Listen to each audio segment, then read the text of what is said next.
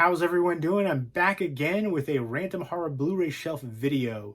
You guys seem to like these videos and I have fun doing them. My horror Blu-ray collection isn't alphabetized yet, so everything's just random together and I kind of like that and it's fun, but I am going to finally alphabetize and organize my horror Blu-ray collection, long overdue, but that's the goal I have set for myself for Halloween. So every few days I'm going to do a random horror Blu-ray shelf video on here, and then by Halloween I will hopefully have it all alphabetized and organized. And here's my horror Blu-ray collection, by the way. This doesn't include like Criterion's, Twilight Time, Steelbooks, Arrow Video, things like that, just mostly standard horror Blu-ray. So that full bookcase right there, and then some over here as well. And then I have some over there, and I have random piles like everywhere. So there's some in the other room as well. But essentially right now, this is the horror Blu-ray collection, and I'm going to go ahead and show you random horror Blu-ray shelf number one. If you've seen any of these movies, definitely let me know what you think of them, and let me know which one is your favorite from this shelf. I'm not going to talk too in depth about it because there's 50 to 60 something titles on this shelf. But without further ado, let's go ahead and get into it. Random horror Blu-ray shelf number one. All right, so I just counted how many Blu-rays are on this shelf. It's my favorite number. Can you guess it? It's 57. 57 is my favorite number. It's a odd, random number, but there you go. And 57 Blu-rays on this shelf, shelf number one. Let's go ahead and get into it. First up, we have Animal. I really love the look to the creature in here, and any kind of movie like this, post-apocalyptic, creature feature, anything besides whatever else is going on. The biggest issue is always, other people, and just human nature essentially, and that's one of the biggest aspects for this movie, people turning on one another and things like that. But I love the look to the creature. Next up is The Autopsy of Jane Doe. Love the heck out of this movie, and I guess you can consider it a witch movie too. Very atmospheric. I love Emile Hirsch and Brian Cox in their roles as a father and son team in a mortuary, and they get this body in, and creepy things start happening. Really unique and inventive, and I love it. One of my favorite movies of the past decade. Next up is Devil, and the story is written by M. Night Shyamalan, and I definitely love how this plays out with the different characters and the interactions. Great story, and I really think M. Night Shyamalan does a good job storytelling-wise. A lot of people may not like his stuff, but I think he is talented in that regard. The Devil's Candy. Oh, what an awesome heavy metal horror movie. This one was excellent, creepy, subversive. I love the artwork in here too, and the heavy metal, and Ethan Embry was awesome, and Pruitt Taylor Vince plays such a good creepy character. Next up is A Study in Terror. This is the Sherlock Holmes takes on Jack the Ripper. Some recognizable faces in here, including Judi Dench, Anthony Quayle, and Donald Houston, and John Neville. Really good take on this too. If you like Sherlock Holmes or Jack the Ripper, I would definitely recommend that one. Next up is The Bat. Really good, kind of a gothic horror movie. And next up is Annabelle, the first one. I really like this one. A lot of people don't like it, and people a lot of times prefer this one. This is my least favorite Annabelle creation, the second one. I don't know, I just didn't really like the orphan kids and just the orphanage in general. I think there's some good atmosphere, I guess, but too reliant on jump scares. And I really did like one scene towards the end, but I definitely prefer the first one, the storytelling of it, how in depth it goes, and certain characters and what happens. Next up is the newest one, Annabelle Comes Home, the third. Basically like a babysitter take on Annabelle. This girl is watching the young daughter of the Warrens and Ed and Lorraine go out of town, and the one girl's friend comes in and opens up the room of all the cursed objects and lets Annabelle out, and crazy things start happening. Some really creepy imagery in there. Next up is Crawl from Alexandra Aja. This is a mixed bag for me. You have to suspend disbelief with horror movies, but this is really hard to look past certain things. People getting bitten left and right and still being able to outswim the gators, and somebody's leg is broken, the bone sticking out, and they just snap it back into place and run around. If you can look past all of that stuff, It's got great gore effects. The gators look awesome. Some good tension. I like the lead actress, Kaya Scodelario. She was good in Tiger House. She's been in a bunch of things. Barry Pepper, too. I did enjoy it, but I have so many issues with it, too. 2359, really creepy, unique one about some military forces on this island and about this urban legend. And this is a Chinese horror movie, just dripping with atmosphere. I love the ending to it. Next up is 1408, really good Stephen King adaptation movie. John Cusack, Samuel L. Jackson, super creepy and atmospheric in that one too. Next up is 28 Weeks Later, a little bit derivative for the franchise. I definitely prefer the first one, but this one is really good, action, palpable, but it's just so much of the same. I think it's just a little bit more action-packed, but I do enjoy it. Next up is Aftermath. There is essentially like an apocalyptic event, and these people are holed up in this basement, a bunch of strangers. Edward Furlong is in here too. I actually was able to interview Andre Royo right there for the release of this film. And with any kind of post-apocalyptic movie or apocalyptic movie, people's biggest threat are people. And that definitely has this in spades. And next up is ABCs of Death, a really good horror anthology, a bunch of short films for each letter. It's a mixed bag, but I think it's mostly positive. There's only a couple of stinkers, in my opinion. Some really cool, unique ideas in there. Next up is Abbott Costello Meet Frankenstein. Some classic entertainment right there. Some good comedy elements. Next up is some good comedy elements here too. The Addams Family and Addams Family Value double feature. I remember watching these when I was a kid, especially Addams Family Values. I went to the theater, and I remember the soundtrack for it sticks out with Whoop, Addams Family, the tag team. But they're both really entertaining. And then the new Addams Family movies coming out with the CG animation. Next up is ATM. This is a creepy one. I remember not loving the ending to it, but aside from that, I really enjoyed the film. Some good tension throughout. Babysitter Wanted. This is a lot like House of the Devil, but I highly prefer this one. There's actually a payoff, and for House of the Devil, I feel like it was definitely style over substance. Just like walking around that house for like 40 minutes, nothing happening, and all that for no real payoff. I feel like I'm the only one that feels that way though, but I really enjoyed Babysitter Wanted. Highly prefer it over House of the Devil. Next up is The Body, another really creepy atmospheric film about this body that goes missing from the morgue, and they're trying to figure out what happened. And it's from the producers of Orphanage and Julia's Eyes. Julia's Eyes is another really underrated one. Next up is Dark Skies, which is a really creepy alien abduction movie. I didn't care for the ending, but overall I love the film. And if you like alien abductions, I would definitely recommend that one. And next up we have The Eye with Jessica Alba. She is so absolutely stunning. I thought this was a decent remake. I think she is just so breathtaking to look at. I'd pretty much watch anything she's in, but it did have some good creepy scenes in there. Next up is Extraterrestrial, another alien abduction movie.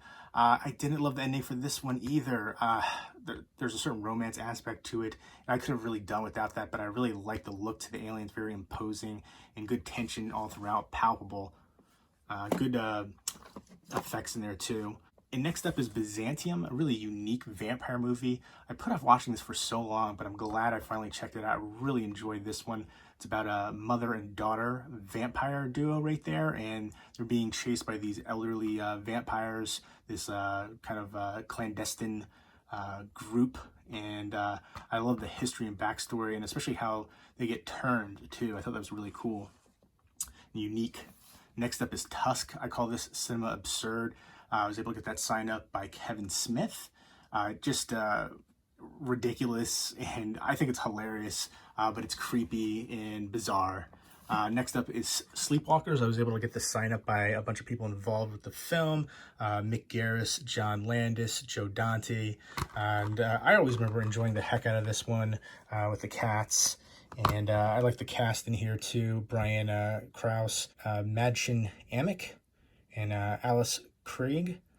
But yeah, I love all the cameos with everybody too. And this was also signed by Cynthia Garris and then Dan Martin, actors from this film. And Cynthia Garris, of course, is the spouse of Mick Garris. But I love the heck out of this one. I know this recently got a Scream Factory release, but I'm pretty much happy with that one.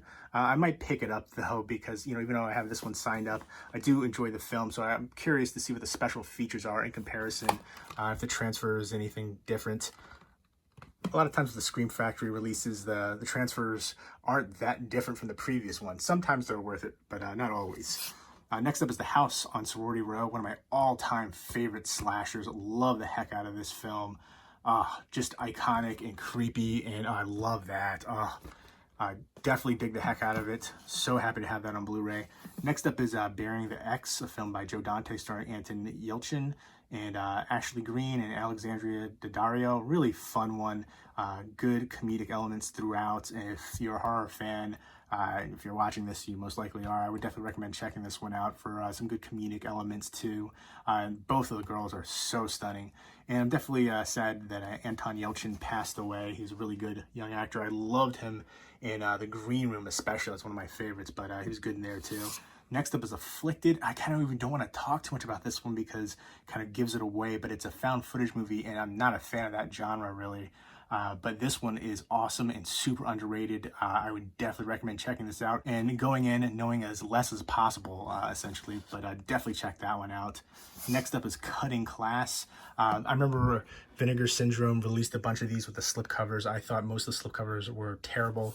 The artwork looked awful on all of them. This was the best one by far. It was just so juvenile and just some of the worst slipcover artwork I've ever seen. But they were supposed to be each to commemorate the deaths in the movie, but they could have done a way better job with the artwork for sure. This has Brad Pitt and Jill Schoelen from Popcorn and a bunch of other movies, Roddy McDowall, Martin Mull, and then Donovan Leitch right there. And this is a really good 80s slasher movie. I feel like I never hear anybody talk about that one either, which is surprising given the cast. Next up is Carrie, a classic right there.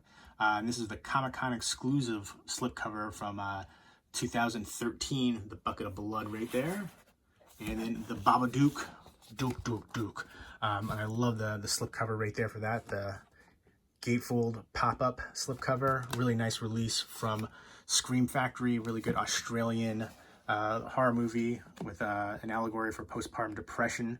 Really unique. Next up is Excision. This one I feel like is so underrated. It's super bloody. It's super over the top. I love the humor. I love the cast. A lot of cameos there. And the lead actress, Jenna Lynn McCord, is amazing. It is a psychosexual horror movie with a lot of dark comedy elements to it. The ending just will stay on your mind long after viewing. You've got Ariel Winter in here, Tracy Lords. You've got Ray Wise, Malcolm McDowell, John Waters in here too, Matthew Gray Gubler, a bunch of recognizable people, but highly would recommend that one too. Just bloody and crazy, and I love it. Next up is Existenz. This is a Cronenberg film with Jennifer Jason Leigh and Jude Law, a bunch of other recognizable people in here too, Willem Dafoe, Sarah Polley. But yeah, this is a really interesting one, kind of like a video game-esque one. I always love Cronenberg and his body horror and stuff like that. Great director. Next up is Exit Humanity, a Civil War, basically a zombie movie. Dee Wallace, Bill Moseley, Stephen McHattie. I'm a big fan of Stephen McHattie, especially in the movie Pontypool. And Brian Cox narrates it. It's very dramatically paced though, so it's not going to be for everybody. Next up is The Exorcism of Emily Rose, one of the better exorcism movies out there in my opinion, with Laura Linney. And next up is The Faculty. Always love this one. The whole cast in here. It's a Robert Rodriguez movie, and I remember watching this so much growing up. Again, it just definitely oozes 90s right here from 99. Look at Jon Stewart right there. Forgot about him. But everybody in here, Josh Hartnett, Famke Janssen, Piper Laurie, Usher, USHER, Elijah Wood, just everybody. It's just such a 90s cast, and I love these 90s movies where they have like just the faces right there on the front cover, but kind of like a Invasion of the Body Snatchers high school take on it. Black Rock, which is one that I've never heard anybody talk about this one before, but I really enjoy it. Good tension. Basically, these three friends go on this island that they think is deserted, but they find that there's these group of hunters there, and you can kind of see what's coming with that synopsis. But Lake Bell, Kate Bosworth, and then Katie Aselton, who I always remember from The League, but really good tension in here. And you get that sense of isolation because they're trapped on that island, and I obviously have to fight to survive. Next up is Beetlejuice, the 20th Anniversary Deluxe Edition with a lenticular slipcover. I remember seeing these go for like crazy money before, but this has the exclusive soundtrack CD sampler with booklet. But it's such a classic one too. Beetlejuice, Beetlejuice, Beetlejuice. Michael Keaton was just iconic in that role. Gina Davis, Alec Baldwin, the whole cast, Winona Ryder. Oh, I love that film so much. Such an entertaining, fun movie. Next up is Bedeviled, probably one of my all-time favorite movies now. A really good Korean horror movie, revenge movie too, and this is one that I feel like everybody should watch. So underrated, about this woman who lives on this island. She's just essentially abused by everybody else on the island, and her friend from childhood comes to visit, and she sees what's going on, and it's just a great revenge tale. The whole build-up is awesome, and then the culmination, the climax is just so phenomenal to me. So gritty, so dirty, and I just love the heck out of it. Bedeviled, I would highly recommend this movie. It's become one of my all-time favorite movies now. Next up is Big Ass Spider. You know what you're getting yourself into with that title. Just cheesy, all-out entertainment with a giant spider. Love the cast in there too. Next up is Black Christmas. I definitely need to upgrade this one to the Scream Factory one for the special features especially. And classic right there. Next up is The Craft. I know this one has a Scream Factory release too. I don't really like the artwork for that one, but I do want to look into the special features and transfer to see if it's worth it. Again, a lot of times it's really not. If you compare the transfers, you can check up online. There's certain ones that it's really not worth the upgrade. I know a lot of people go crazy for everything Scream Factory release-wise, and they do an amazing job, but sometimes the transfers aren't worth it, and the special features, and sometimes the artwork I'm not a big fan of all the time, but I do like that movie too. Next up is The Crazies. I got this for the slipcover. This is a UK edition right here. And this is Region B locked. And I used to have a Region Free player, but I don't anymore. So I actually might get rid of this one. I'm kind of bummed because I do like that slipcover. I'm a big fan of the movie. I think it was a really good remake. I actually prefer it over Romero's original. I think just for the gore effects, the tension. But Romero's just a genius with what he did back in the day, especially with such societal messages too. But yeah, The Craft. I used to have a crush on a couple of these girls, and it's cool to see them doing conventions and stuff now too. Next up is Chained. This is a film directed by Jennifer Lynch. She's a really good female director, kind of a gritty movie. Vincent D'Onofrio is such an amazing actor. He plays this taxi driver that basically kidnaps people, and he kidnaps this one woman with a child, and keeps the child for years and years, and it's just psychotic, and just the performances are amazing. But she's a really good director, female director, and we need to see more female directors in horror for sure. Next up is The Cloverfield Paradox, a really good sci-fi horror movie. It's not on the same level as Event Horizon, but it's definitely worth checking out if you like that kind of stuff. But it's part of the Cloverfield universe. I remember this premiered on Netflix. And next up is The Bogans. And I say Bogans instead of The Boogans because there's an old man character at the end of this movie, and he says, The Bogans. And I always remember that. And I remember saying The Bogans, and somebody was like arguing with me. It's The Boogans. Obviously, it's spelled Boogans, but that guy in the movie said Bogans.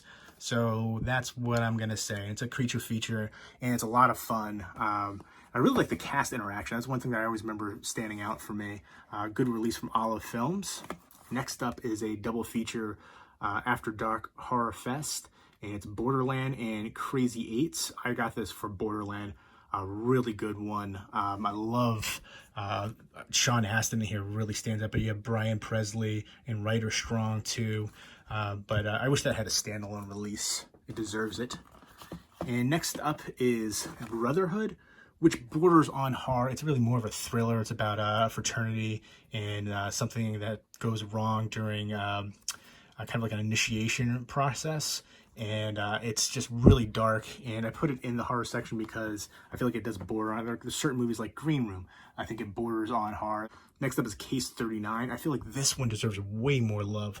Renee Zellweger, Bradley Cooper, I think because they're such big name actors that people kind of, especially horror fans, didn't give it a full chance, but very creepy, very atmospheric. I love the heck out of this one and deserves more attention. I'm trying to remember who else was in here. Ian McShane too. And it's basically about Renee Zellweger, who's a social worker, and she's assigned this case about this young girl, and she is taking care of her, and it turns out to be a little bit more than she thought. But I feel like more people need to check that one out. Chillerama, a horror anthology. Such cheesy, ridiculous fun in here. From Adam Green, Joe Lynch, Adam Rifkin, and Tim Solomon, Wadzilla. I think Anne Frankenstein is my favorite. If you've seen this, let me know which segment is your favorite. But I love some of the like classic throwback elements to it too.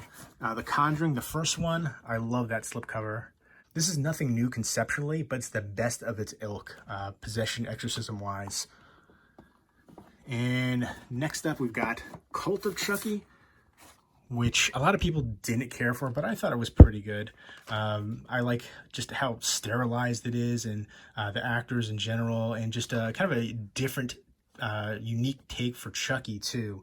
And I hope they continue to make more in this franchise. The recent remake was surprisingly good. That blew me away. Probably one of my favorites in the franchise now, but it was the only one that didn't have Don Mancini involved in it, which was surprising that it turned to be so good, given that I know a lot of people were saying, you know, they should get somebody else involved because they weren't liking the sequels. Again, horror is my favorite genre by far, so I'm a little bit more forgiving, and I do like this franchise overall. Seed of Chucky was the only one I didn't care for in the franchise. I like Bride of Chucky, it's cheesy fun. A lot of people didn't like this one. I thought it was good, and again, something different, unique that they were doing, which is hard to do when you're doing the same character over and over for so many films. Even Curse of Chucky I liked a lot too. Next up is The Houses October Built, which I love the concept, but I didn't like the ending to this. And then the sequel was awful. The sequel essentially ruins this movie, the concept of it. And I feel like it was so disappointing. And this is a Best Buy exclusive, has a full-length documentary that inspired the film. But yeah, really creepy about people going to extreme haunts and trying to find the most extreme one. And it's got some dark things going on there. Next up is the original Lost Boys.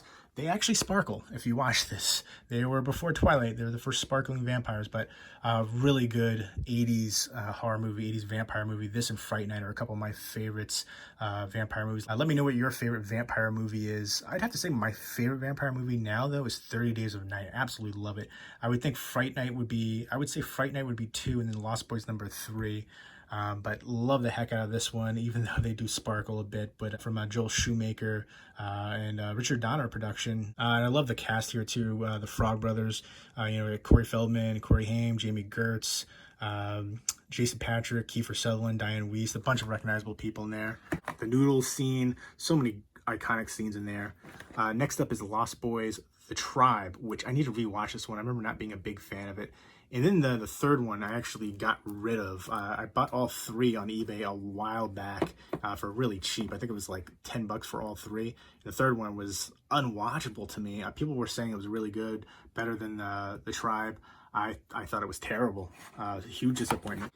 And last but not least is Lovely Molly, which is directed by Eduardo Sanchez, who directed The Blair Witch Project, which I feel like The Blair Witch Project is the most overrated horror movie in history. I am not a fan of that one.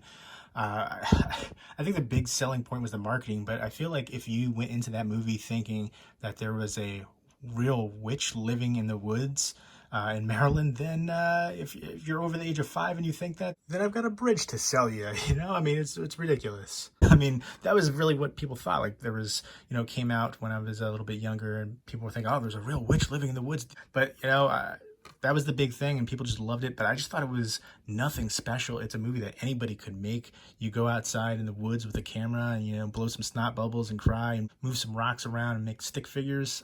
There was no payoff at the end either. It was just people, really annoying characters. I just wasn't a fan of that movie. I just don't get the appeal of that movie. I guess I never will. But I do like Eduardo Sanchez. I think he's done some good things, including Lovely Molly and the movie Altered, which I never hear anybody talk about that one. That is an alien abduction movie, a sci-fi horror movie with some good bits of comedy, especially towards the end. But I like that one. And then Lovely Molly is super creepy, super atmospheric, and one that I consider to be underrated. They go back. It's a woman and her husband. She moves into her late father's country house. It's basically her dealing with personal demons, and then you get to see a darker side of things. And it's a bit dramatically paced, so that might not be for everybody, but the payoff is totally worth it. Just an awesome climax and finale. So there you go. There was Random Horror Blu-ray Shelf video number 1.